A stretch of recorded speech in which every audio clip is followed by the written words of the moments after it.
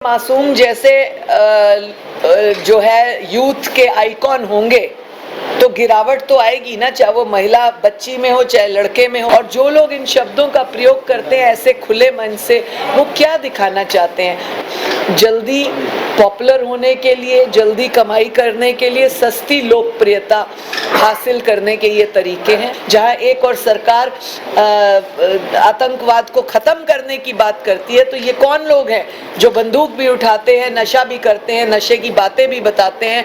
800 से अधिक प्लेटफॉर्म्स पर हमने वो सब उस तरह के शब्दों को हटाया जो महिला को अपमानित करते हैं। बच्चों को कहूंगी कि ऐसे लोगों को अपना आइकॉन मत चुनिए जो इस तरह की गंदी भाषा का प्रयोग करे अपने लिए। महर्षि दयानंद जी को अपना आइकॉन क्यों नहीं बनाते? और इतने बड़े युग के नेता रहे हैं, रानी झांसी को आइकॉन क्यों नहीं बनाते? हरियाणा महिला आयोग की अध्यक्ष रेणु भाटिया ने गन कल्चर और अश्लील शब्दों को लेकर बनाए जाने वाले गाने और उनके सिंगर्स को आड़े हाथों लिया है। हाल ही में देहरादून में स्टेज के ऊपर हरियाणवी सिंगर मासूम शर्मा द्वारा दी गई गालियों को लेकर भी उन्होंने कहा है कि मासूम शर्मा की सफाई कोई काम नहीं आने वाली है। मासूम शर्मा ने कहा कि वो परेशान होकर उसने ये गालियां दी थी क्योंकि उसे धमकी मिली थी। हिसार में पत्रकारों से बातचीत करते हुए रेणु भाटिया ने पूछा तो क्या वो ऐसे युवाओं को संदेश देना चाहते हैं कि परेशान होने पर दारू पीकर 2 पैग लगाकर गालियां देना शुरू कर दें। साथ ही साथ उन्होंने बादशाह के टटीरी सॉन्ग को लेकर भी कहा कि बादशाह ने अपने सॉन्ग को लेकर माफी मांगी और गलत शब्दों को चेंज किया और नया गाना उन्होंने रिलीज किया, लेकिन वो इस तरीके से सहमत नहीं है कि पहले गलत दिखाया जाए बाद में माफी मांगकर उसे ठीक किया जाए। साथ ही साथ उन्होंने युवाओं को लेकर भी कहा कि युवाओं को भी देखना चाहिए कि वो किस तरह के लोगों को अपना आइकॉन मानते हैं। वो गंद कल्चर के पीछे जाना चाहते हैं या स्वामी विवेकानंद जैसे आइकॉन को अपना आइकन बनाना चाहते हैं। हरियाणा महिला आयोग की अध्यक्ष रेणु भाटिया हिसार में नारी वंदन अधिनियम के समर्थन में निकाली गई एक महिलाओं की पदयात्रा में भाग लेने के लिए आई थी। वे इस मौके पर मुख्य अतिथि के रूप में पहुंची और उन्होंने कहा कि देश के प्रधानमंत्री नरेंद्र मोदी ने अपनी शपथ के पहले दिन ही कहा था कि वो महिलाओं के लिए कुछ करेंगे। लाल किले से अपने पहले संबोधन में उन्होंने महिलाओं के लिए शौचालय बनाने की बात कही और अब महिलाओं को 33% आरक्षण देने की बात उन्होंने की और उसे लागू करने का भी प्रयास वो कर रहे हैं और जल्द ही इसे लागू कर दिया जाएगा। इसके लिए वो प्रधानमंत्री नरेंद्र मोदी का भी आभार व्यक्त करती हैं। आज हिसार में हम नारी शक्ति वंदन अधिनियम के तहत नारी यात्रा जो हमने निकाली है उसके लिए आए हुए थे और इसके लिए माननीय नरेंद्र मोदी जी का बहुत बहुत शुक्रिया अदा करते हैं सभी लोग, सभी महिलाएं। और मैं देश के कोने कोने की हर महिला को बधाई देना चाहती हूं कि आप लोगों को ऐसा नेतृत्व मिला है, एक पिता स्वरूप मार्गदर्शक ऐसा मिला है जो आपके छोटे से छोटी दिक्कत से लेकर आपके भविष्य की बड़ी आपके स्थान बनाने तक की चिंता करता है। आपको ध्यान हो जब माननीय मोदी जी प्रथम शपथ ले रहे थे तो उन्होंने लाल किले की प्राचीर से एक इतनी इम्पोर्टेंट बात कही जो आम व्यक्ति की सोच से भी परे थी कि महिलाओं को टॉयलेट की कितनी दिक्कत हो सकती है पब्लिक प्लेसेस में। वहाँ से उस चीज़ की शुरुआत हुई।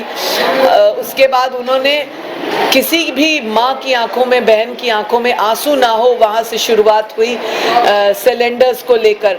ऐसी छोटी छोटी बातें, गर्भ में बेटियों को ना मारा जाए, इसकी शुरुआत की हरियाणा के पानीपत से बेटी बचाओ बेटी पढ़ाओ अभियान से। और आज वही बेटी बचाओ बेटी पढ़ाओ को, बेटी को मजबूत बनाओ, बेटी को आगे बढ़ाओ, बेटी को पार्लियामेंट तक पहुंचाओ, ये उन्होंने एक मार्ग खोला है हम सब बेटियों के लिए। ऐसे व्यक्ति को शत शत वंदन, सदैव दुआएं करेंगे कि उनका अच्छा स्वास्थ्य और दीर्घायु हो, क्योंकि कोई व्यक्ति ऐसा होता है जो बेटियों के भले की बात सोचता है। उनमें पहली बार हमें किसी के जो है हमें आस हुई कि कोई हमारी बात सुन सकता है इस तरह से। और आप ये देखिए, पंचायत से लेकर पार्लियामेंट तक का सफ़र हर बेटी आज जाने का अपना रास्ता चुन सकती है। अभी एक बेटी अपने वक्तव्य में कह रही थी आने वाले दिनों में हर तीसरी बहन कामकाजी होगी और वो 33% आरक्षण का हिस्सा होगी, तो ये बहुत बड़ी बात है। क्योंकि अगर हम आधी आबादी कहते हैं खुद को, हमारा 48-39% हमारा अगर काउंटिंग में आता है, तो उसमें अगर हम 33% चले जाएं तो वो दिन दूर नहीं होगा कि हम अपने मन मुताबिक अपने क्षेत्र का काम, अपनी जनता की आवाज़ को इमीडिएट पहुंचाने का जो हमारा रास्ता खुला है वो कर सकेंगे। मैम, कभी कटेरी का गाना, कभी स्टेज पे खड़े होकर गालियां देना, अभी आपको पता है, आपने देखे वो सम्मन भी जारी, आपने नोटिस जारी किया है उसके लिए कि जो मासूम शर्मा ने वहाँ पे जो गाली गलौज की, तो क्या मतलब किस तरफ जा रहा है ये? देखिए, मैं आप ही मीडिया के साथियों से पूछती हूँ कि ये क्या अच्छी बात है? अगर आप लोगों को भी नहीं लगती तो ये समझना चाहिए उन लोगों को जिनका 1.5 महीने से एक पर्टिकुलर टिटीरी पर विवाद चल रहा है, उसको रोकने का प्रयास हमने किया और रोका। 800 से अधिक प्लेटफॉर्म्स पर हमने वो सब उस तरह के शब्दों को हटाया जो महिला को अपमानित करते हैं। उसके बावजूद अगर कोई इस तरह की हरकत करता है तो मैं समझती हूँ आप मीडिया वाले इस बात को ज़रूर दिखाएं, तो ऐसे लोगों के खिलाफ सख्ती करनी चाहिए, चाहे वो कोई भी हो। माननीय मोदी जी ने भी एक बार एक मंच से ये बात कही थी कि किसी को भी अगर किसी को अपमानजनक शब्द करने हैं तो उसमें माँ और बेटी का प्रयोग क्यों करते हैं हम? वही हमारी जननी है और हम उसी का प्रयोग बुरे शब्दों में कर देते हैं। और जो लोग इन शब्दों का प्रयोग करते हैं ऐसे खुले मन से, वो क्या दिखाना चाहते हैं? हम लोग और मैं इस मीडिया के माध्यम से बच्चों को कहूँगी कि ऐसे लोगों को अपना आइकॉन मत चुनिए जो इस तरह की गंदी भाषा का प्रयोग करे अपने लिए और बाद में अपना थार पे घूमते हुए स्टाइल दिखाते हुए अपना स्टेटस सिंबल बनाते हुए माफ़ीनामे लिखते हैं। पहले आप गाली देते हैं, फिर आप कहते हैं मैं परेशान था। मैं आप सब मीडिया वालों को पूछती हूँ, क्या हम लोग सब काम करते हुए परेशान नहीं होते? क्या हम लोगों को दिक्कत नहीं आती? तो क्या हम 2 पैग पीकर गालियाँ देना शुरू कर दें? जो उसकी सफाई थी वो कोई मानने लायक थोड़ी है। ये तो आप बच्चों को कह रहे हो जब आप परेशान हो 2 पैग लगाओ और गालियाँ दो। अगर आपको किसी ने धमकी दी थी, अगर आपके इर्द गिर्द कोई घूम रहा था, इतनी पुलिस, आप ऐसे प्लेटफॉर्म पर बैठे थे जहाँ पर कई मंत्री हैं, कई एमएलए हैं, मुख्यमंत्री उसी समय उस कार्य को शुरुआत करके गए, आपको तो इतनी सिक्योरिटी थी। और अगर आपको रात से ही पता था, आपको इतनी ही चिंता थी, तो आपने अपना कार्यक्रम रद्द क्यों नहीं किया? ऐसी क्या बात थी कि आपको गालियां निकालनी है? और दूसरी बात, ये जांच का विषय है। 18 तारीख का हमने उनको सम्मन किया है, उनको आना चाहिए और आना होगा। और ये जांच का विषय रहेगा। जो उन्होंने बार बार अपनी सफाई में कहा कि हमें तो कल ही पता लग गया था, हम पूरी रात टेंशन में रहे, मेरे भाई को अमेरिका में फ़ोन आया, मुझे नहीं आया, मेरे भाई को अमेरिका में आया। मैं हरियाणा पुलिस को बोलूँगी कि उसका फ़ोन चेक किया जाए, उसके भाई का नंबर, और चेक किया जाए क्या उस समय में कोई धमकी वाले व्यक्ति ने फ़ोन दिया, तो तुरंत अरेस्ट करो उस धमकी वाले व्यक्ति को। या ये सिर्फ एक पॉपुलैरिटी गेन करने का तरीका है, ये भी पता लग जाएगा। तो हम तो महिला आयोग इंसाफ की बात करता है।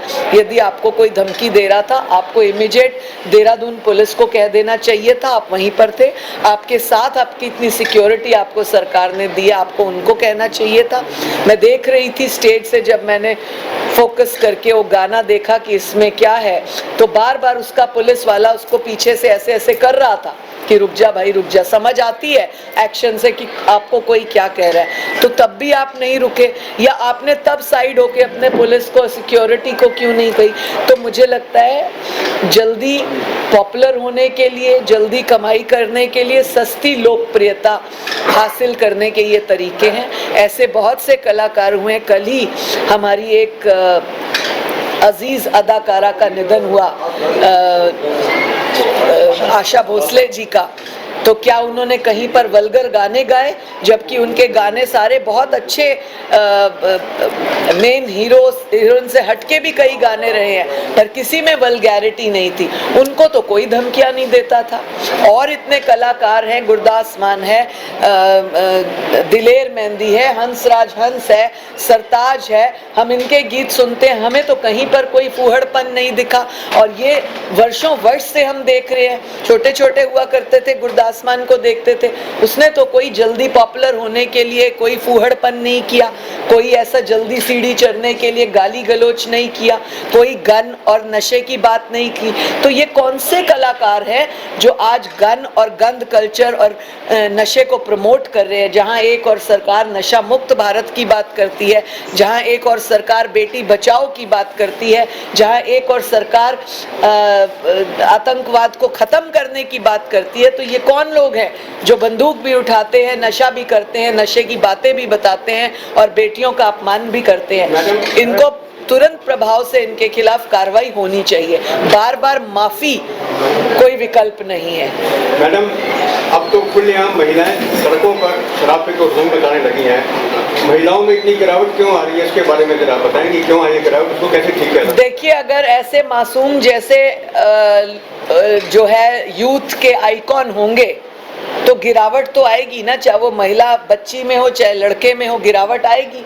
इसीलिए हमको सोचकर अपना आइकॉन बनाना होता है। हम क्यों कहते हैं कि फला बंदा बहुत अच्छा है, उसका मार्गदर्शन करो? ऐसे लोग महर्षि दयानंद जी को अपना आइकॉन क्यों नहीं बनाते? और इतने बड़े युग के नेता रहे हैं, रानी झांसी को आइकॉन क्यों नहीं बनाते? क्यों इस तरह के गंद कल्चर में जाकर अपने आप को बताना है? भक्ति संगीत के इतने लोग हैं, उनको आइकॉन क्यों नहीं बनाते? ऐसा गंद कल्चर क्यों चलाना है? गीत गाए जाते हैं, फिल्माए जाते हैं, सारी बात हो जाती है, उसके बाद पास कौन करता है इनको? ये फिल्म सेंसर बोर्ड का काम है पास करना। बीच में मैं समझ रही हूँ आप क्या पूछना चाह रहे हैं। नूरा फतेही और संजय दत्त का एक गीत आया था एक साउथ इंडियन फिल्म का, जो कि हदें पार कर चुका था, हदों की भी हदें पार कर चुका था, और हमने फिल्म सेंसर बोर्ड को पत्र लिखकर सफाई मांगी, तो उनका 5 दिन 4 दिन पूर्व ही हमें जवाब आया है, जिससे हम सेटिस्फाइड नहीं है, महिला आयोग। और उसमें उन्होंने लिखा कि ये जो गीत था ये हमारे थ्रू होकर नहीं निकला। अगर आपके थ्रू पास होकर नहीं निकला तो किसने उस गीत को अप्रूव किया? वो फिल्म में कैसे चला, फिल्म हॉल्स में कैसे लगी, और वो जो गीत है वो किसने लिखा? मुझे शर्म आ रही है और मैं कहती हूँ ऐसे व्यक्ति पर जो है मेरे पास शब्द नहीं है। अगर मैं कुछ कड़वा शब्द बोल दूंगी तो मीडिया बार बार उसे दिखाएगा और बोलेंगे ये बहुत बोल्ड बोलती है। मैं बोल्ड बोलती हूँ परंतु सत्य बोलती हूँ। ऐसे व्यक्ति पर लानत करनी चाहिए जो आने वाली पीढ़ी को बिगाड़ने के लिए पहले तो इतनी गंदी सोच रखता है, फिर इतने गंदे शब्द लिखता है, फिर इतने गंदे शब्द गाता है। ये सारे लाइन में है, पहले सोचने वाला, फिर लिखने वाला, फिर गाने वाला, फिर फिल्माने वाला, फिर उसके ऊपर नाचने वाला। ये पांचों जो सीरीज है ये हमारे आने वाले यूथ के लिए कलंक है। मैम, आज आप साथ पहुंचे हैं तो जो कार्यक्रम रहा रैली रही उसका अनुभव आपका कैसा रहा? आज का जो नारी शक्ति वंदन अधिनियम की ये यात्रा निकली, इसमें बहुत सारी लगभग 2000 के करीब बेटियों ने भाग लिया, जिसमें स्कूल की बच्चियां, एनसीसी, आर्मी, नई पुलिस भर्ती, एडवोकेट्स, हालसा की बेटियां, बहुत सारी प्रोफेसर्स, टीचर्स, आशा वर्कर, आंगनवाड़ी वर्कर, बहुत सारे अलग अलग एनजीओज की बहनें इसमें मौजूद थी। और मैं यहाँ की जिला अध्यक्षा आशा केदर का, यहाँ की इस कार्यक्रम संयोजिका सरोज सेहाग का धन्यवाद करती हूँ कि इन्होंने इस यात्रा को बहुत सफल बनाया और बेटियों को ये महसूस कराया आज की यात्रा ने कि वाकई हम वो बेटी हैं जो पंचायत से संसद तक के सफर को तय कर सकती है, माननीय नरेंद्र मोदी जी के आशीर्वाद से। ब्यूरो रिपोर्ट, नई ताजा न्यूज, हिसार।